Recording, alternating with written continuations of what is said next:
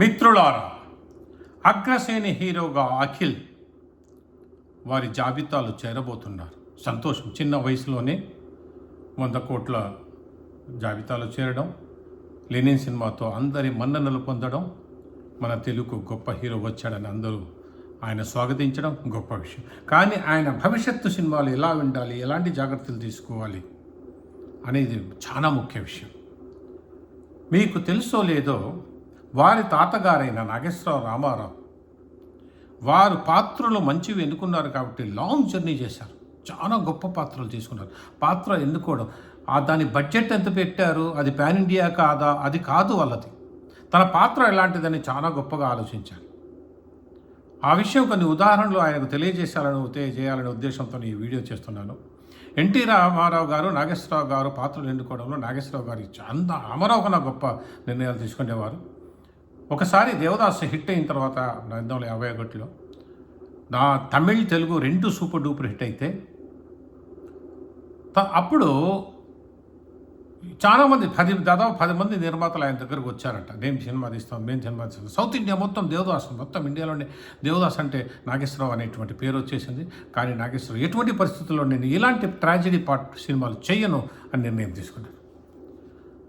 తీసుకున్న తర్వాత ఏం చేయాలో అర్థం కాక అక్కడే నాగిరెడ్డి గారితో పిచ్చపాటి మాట్లాడుతూ ఉంటే, ఏం సినిమా తీస్తున్నారండి మీరంటే, నేను మిస్సమ్మ అనే సినిమా తీస్తున్నాను అంటే, మీరు స్టార్ట్ చేయలేదంటే, అంటే దాంట్లో హీరో రామారావు ఏం చేయలేదంటే, లేదండి దాంట్లో ఒక పాత్ర కమెడియన్ పాత్ర ఉంది, రేలంగికి ఇద్దామంటే, కానీ అది ఒక డిటెక్టివ్తో కూడింది, ప్రజలు ఒప్పుకుంటారా లేదా, ఆ పాత్ర కుదిరితేనే మేము తప్పకుండా సినిమా స్టార్ట్ చేస్తాము అంటూ నాగేశ్వర వెంటనే ఆ పాత్ర నేను చేస్తాను.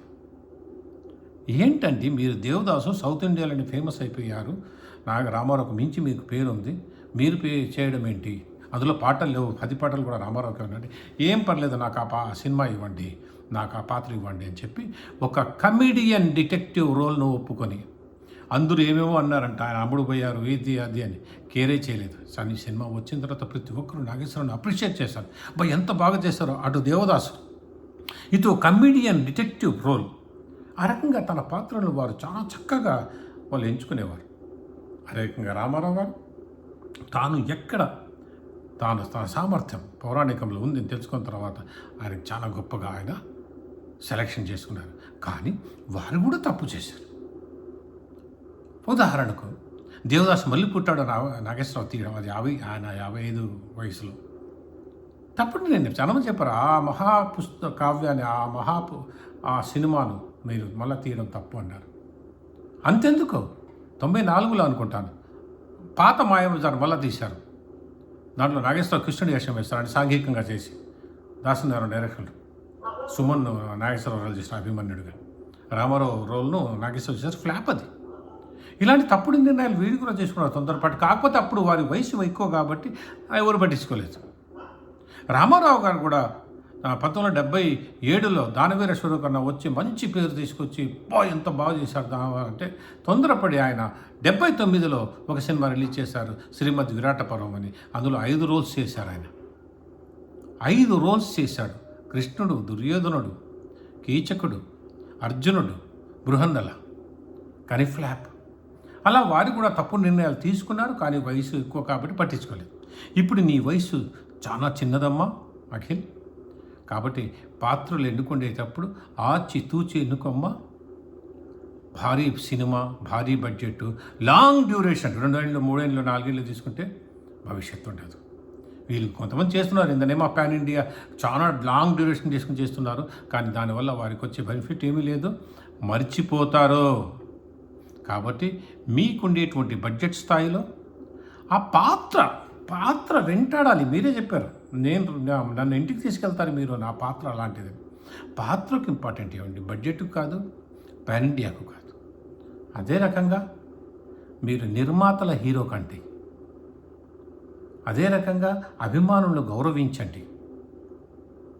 ఈ రకంగా మిమ్మల్ని మీరు తీర్చిదిద్దుకోండి. మంచి వాయిస్ వచ్చింది మీకు, అదే ఏంటి మొదలెడదామా అని ఒక డైలాగ్ కూడా అన్నారు. బ్రహ్మాండంగా ఉంటుంది, మీ వాయిస్ కూడా బ్రహ్మాండంగా ఉంటుంది.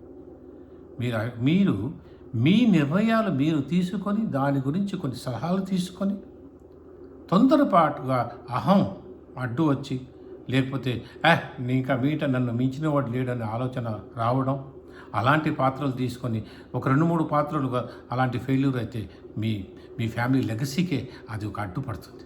కాబట్టి ఇప్పటికైనా మించిపోయింది లేదు. జిహ్వ చాపల్యం మీ బాడీని మెయింటైన్ చేసుకోండి. అంటే అడ్డమైంది తినకుండా చాలా జాగ్రత్తగా మీ నాన్నగారిలాగా బాడీ మెయింటైన్ చేయండి. తర్వాత స్టేజ్ మీద ఏం మాట్లాడాలి, ఏం మాట్లాడకూడదు అది చూడండి. మీ క్యారెక్టర్ మీద మనసు పెట్టండి. ఎందుకంటే మీరు సెలబ్రిటీ, మీరు చేసే ప్రతి పని ప్రతి ఒక్కరూ అబ్జర్వ్ చేస్తూ ఉంటారు. ఈ రకంగా మంచి పేరు తీసుకొచ్చి ముందడుగు వేస్తే మిమ్మల్ని మించిన వాడే లేడు. అయ్యగారి నెంబర్ 1 అంటారు ఆటోమేటిక్గా. ఆ అయ్యగారి నెంబర్ 1 ట్యాగ్ను కంటిన్యూ చేసుకోండి. అభిమానులు హీరో కండి, నిర్మాతలు మిమ్మల్ని ఇష్టపడేలా చూసుకోండి. ప్రతి ఒక్కరూ మీ సినిమా రిలీజ్ అయితే చూడాలని తపన చెందేలా చేసుకోండి. మీరు సినీ ఫీల్డ్లో అజాత శత్రువై అందరి మన్ననలు పొందుతారని ఆశిస్తున్నాను. ఇట్లు మీ కేపీ ఇబ్రాహీం ఖాన్.